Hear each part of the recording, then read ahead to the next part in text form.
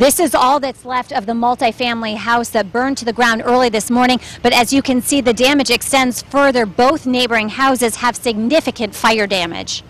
Because the house at 400 Newhall Street was smack dab in the middle of the Hamden-New Haven line, both fire departments responded to the large fire around 3:30 this morning.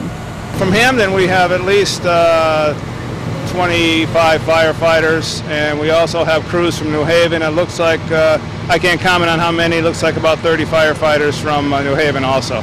While the house that burned down was vacant, there were many residents inside the neighboring homes. Fortunately, they all made it out safe. It got really hot, and then my brother woke up, all he could see is his window full of fire. And then he woke everybody else up and just said, get out of the house. When we jumped up and got on our clothes, the whole house was just burning. But my mom was crying, my grandma, and they all were crying. And the tears continued as they realized the extent of the damage to their homes. Firefighters deemed their houses too unsafe to return to. There was heavy fire damage to both homes on either side.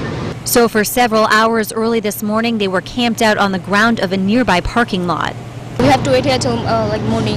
Yeah, they're not gonna let us in. So our house is done. It's done. They busted out all the windows because when the house next door to us caught on fire, ours caught on fire, so they had to water it down.